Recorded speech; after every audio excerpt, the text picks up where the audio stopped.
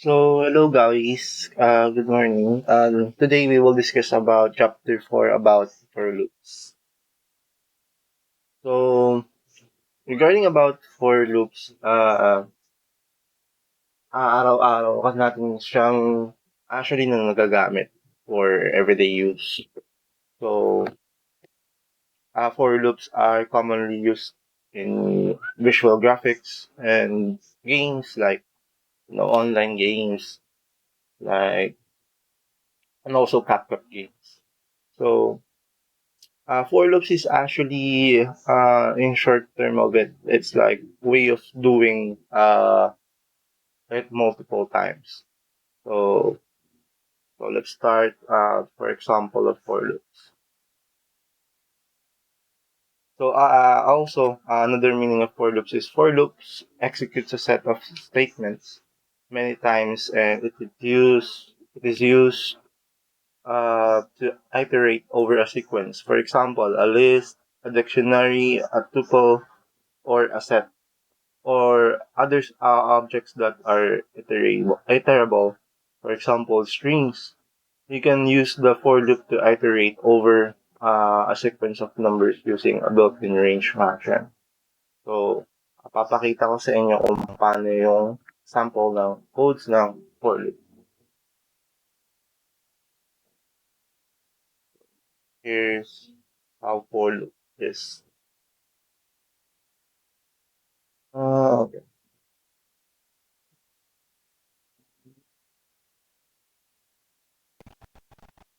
For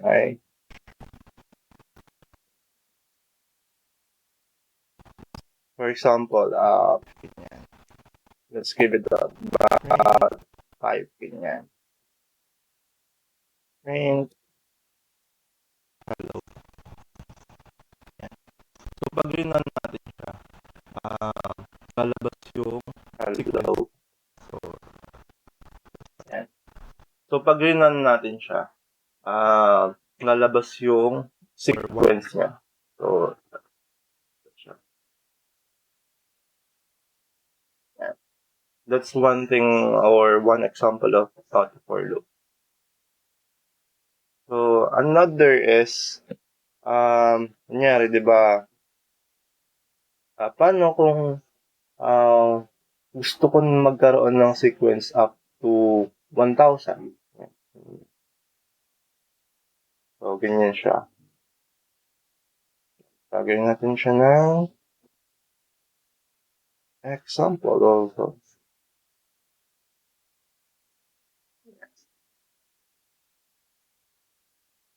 So, what if i-degrade natin siya or hatiin natin siya kung paano siya talagang, uh, you know, paano natin puputol-putulin or i-explain yung code na yan for loop. And this is actually a shortcut for much more explanation or meaning of a for loop.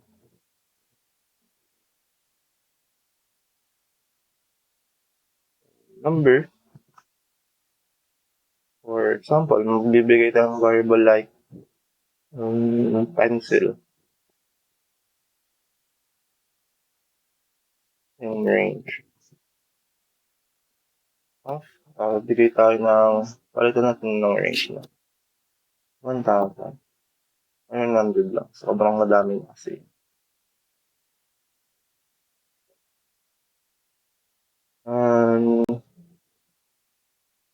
Number, print, hello. So, pag irinan natin siya,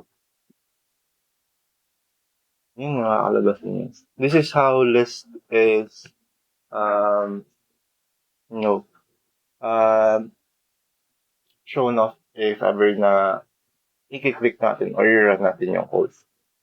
Also, pag gagawa ka ng for loop, it starts with 0. So, from 0 to 99. So, if ever na gusto natin na paabutin siya ng up to 100, so sobrahan natin ng isang number. Yan.